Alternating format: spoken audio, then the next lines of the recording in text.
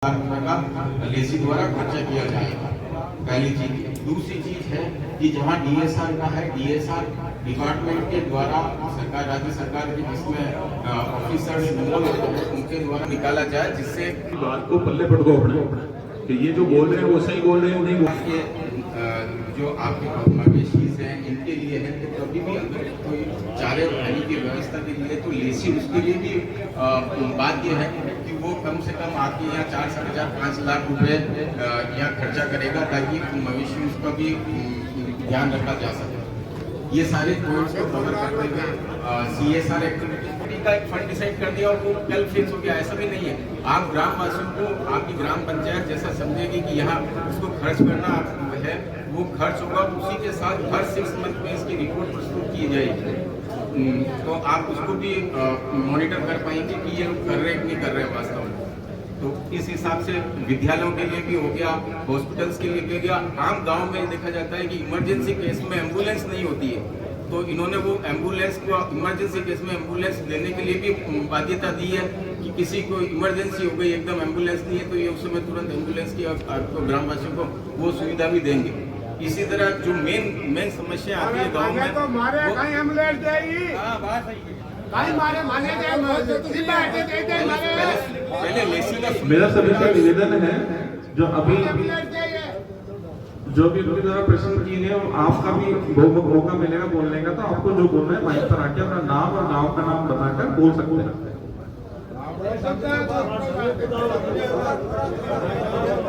आप जो बोल रहे हो भाई साहब, आप हमारी बात का जो उत्तर दे रहे हैं ना, मेरा ये निवेदन है आप अपना नाम और गांव का नाम पहले बताएं। हम तो पूरे पंचायत समिति में हम 10 सदस्यों की निवेदन है बोल रहा हूँ। वीडियो में चेनाराम गोदारा बड़ाई मेरा गांव है, रिया पंचायत समिति का सदस्य संबंधित इन्होंने जो उत्तर दिया है वो समाज जनता के पहले नहीं पड़ा। उसके संबंध में बोलो कि आपने DSR इस मुद्दे पे बढ़ाई कैसे बढ़ाई और किस हिसाब से आपने DSR देके और उसके अगेंस्ट में आपने लीज अलॉट कर दी। जवाब इस बात का चाहिए हमें। आप जो भाषण दे रहे हैं वो जनता की समझ में नहीं आ रही।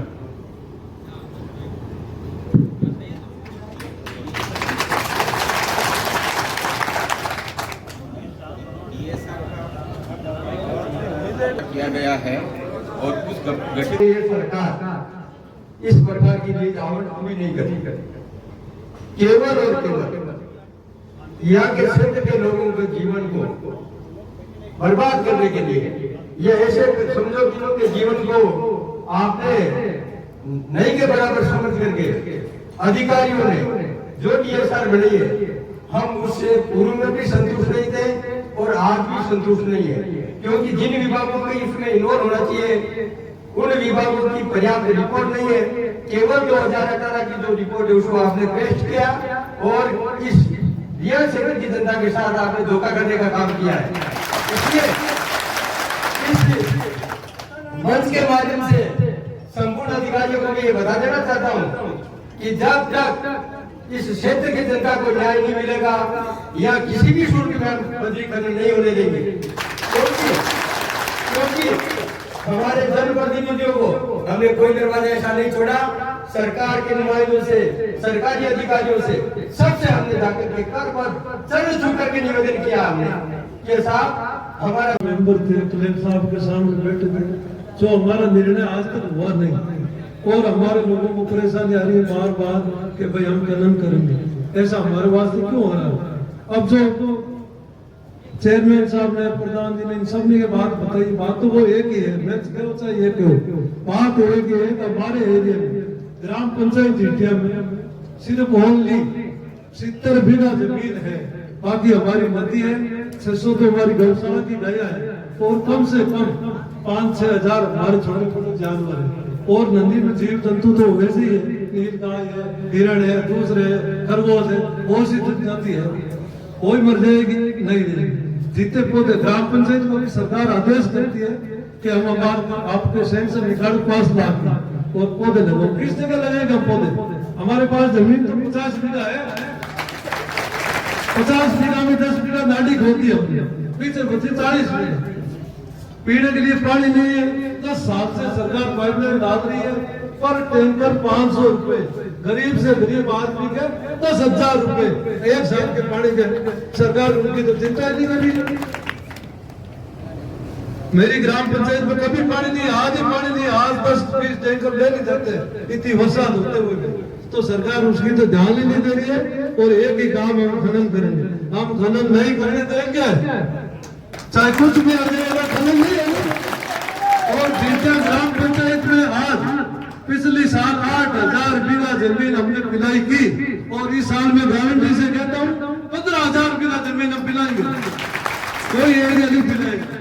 हमारी लूणी नदी में कभी खनन नहीं होना चाहिए और नहीं हम होने देंगे। हमारा अंतिम सांस उस नदी में होगा। मैं तो इतना ही कहूंगा और मैं मेरी जगह बैठता हूं।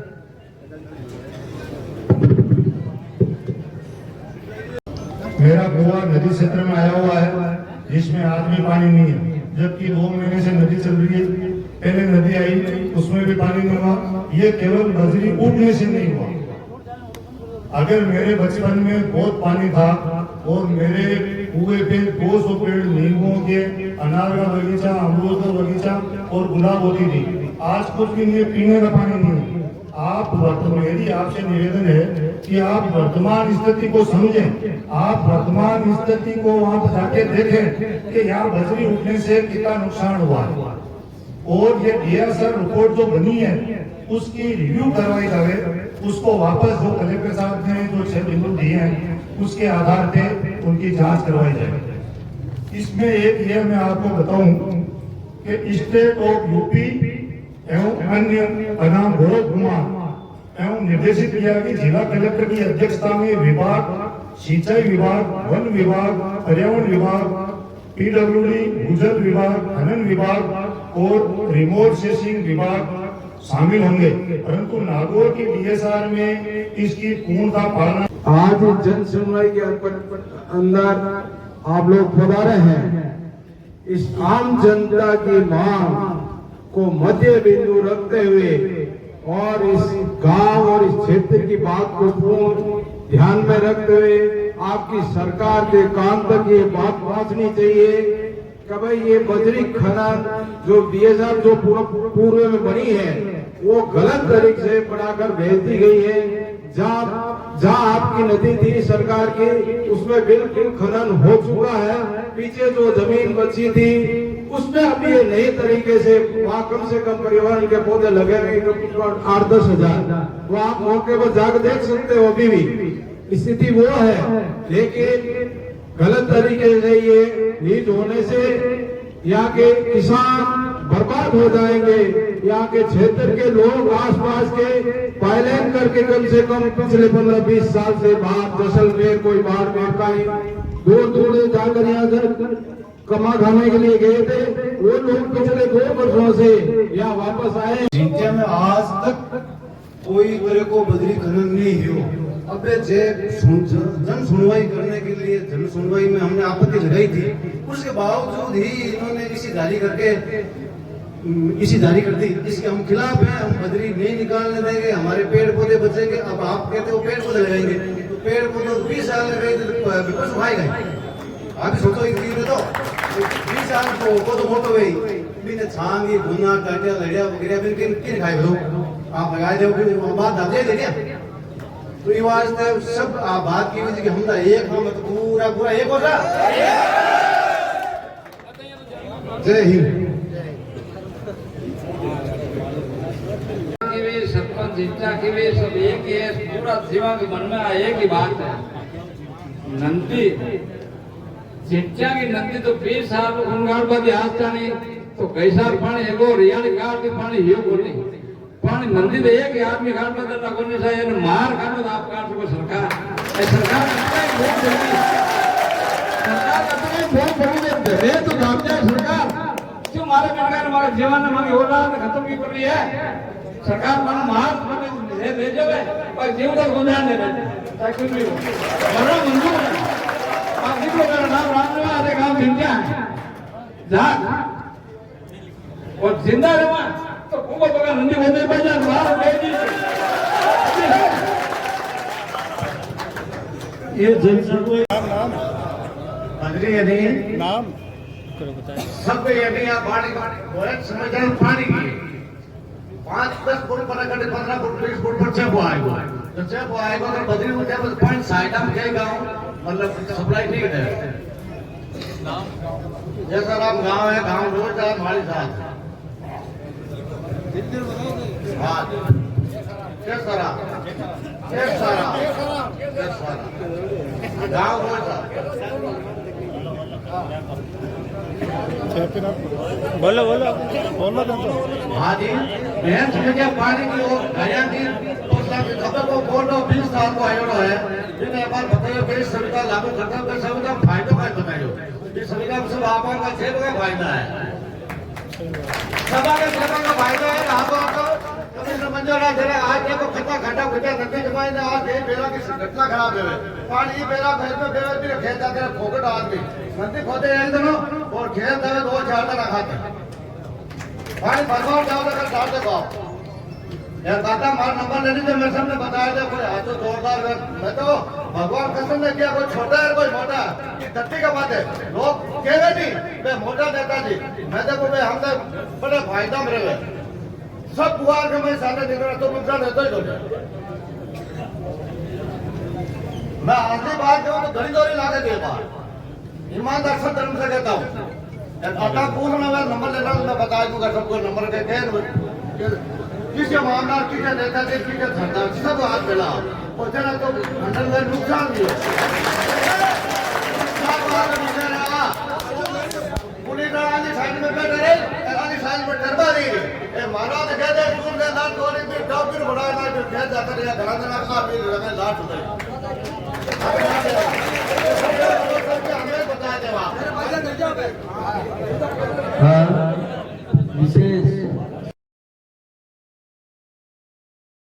घर जाकर जाने पर आपके घर वाले भी पूछेंगे कि आज की जनसभा में आप क्या क्या सुनकर के आए कौन कौन से निर्णय लेकर के आए तो हम उनको बताने की स्थिति में रहे ऐसा मेरा सुझाव है।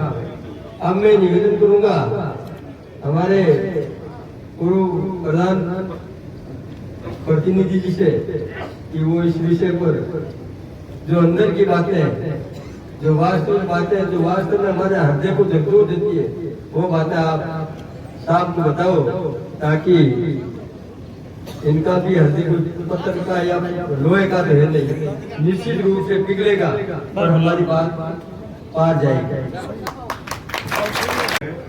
और आप जका रिजल्ट आज क्षेत्रीय अधिकारी के रूप में जन सुनवाई करवा हुआ तैयार और महेश जी साहब पूनम जी आप अट पधारे हो तो इस जनता की भावना ने देखकर आप भी समझ गए कि लोग ई काम के बिल्कुल खिलाफ है और ई काम के खिलाफ है तो आप अटो तक की सुनवाई करवाना आया तो रिपोर्ट आप बनाए राज्य सरकार तक हुआ होगा तो माँ की सबकी आम जनता की 36 कौम की पशु पक्षियों समेत आपने निवेदन है करबद्ध निवेदन है कि आप इस प्रकार की रिपोर्ट बुढ़ो कि माँ के आज की नदी पुष्करों चले और आगे तक जावे बिक मायना माँ को रिसोर्स 500 रिचार्ज बजरी है को कोई साधन को नहीं मतलब आप इस बात को मुख्य रूप से लिखें कि बजरी का रिचार्ज वापिस पीछे से होने का कोई चांस नहीं है और यहाँ की जो बजरी थी पहले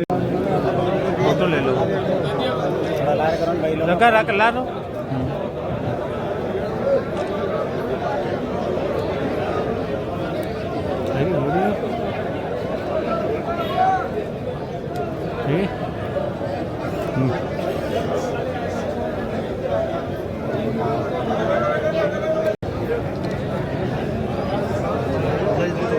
मैडम जो आज यहाँ ग्रामीणों द्वारा जन सुनवाई हुई है लीज को लेके तो उसके बारे में क्या प्रतिक्रिया हुई है?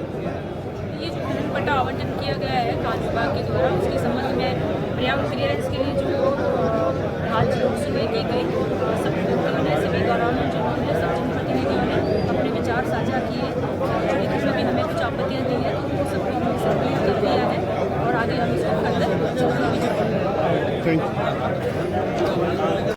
आज यहाँ रियाबड़ी में सुनील चौधरी माइंस के लिए जन सुनवाई का आयोजन किया गया था। यहाँ पे सभी दियाबड़ी और आसपास के क्षेत्र के लोग उपस्थित हुए, जिन्होंने यहाँ अपने द्वारा जो भी मतलब आपत्तियाँ दर्ज कराई गई वो हमारे द्वारा नोट की गई। सत्यवेद के द्वारा बहुत आपत्ति दी गई, तो हमने सभी तरह से जो लूणी नदी में जो बजरी खनन से पड़ते हैं उनके लिए आपत्तियाँ दर्ज कराई, उनको हमने नोट कर लिया है और उनको नियमानुसार उसकी बाकायदा वीडियोग्राफी भी करा के और हमें राज्य स्तरीय परिवहन प्रभाव आज्ञा प्राधिकरण को प्रेषित कर दिया जाएगा।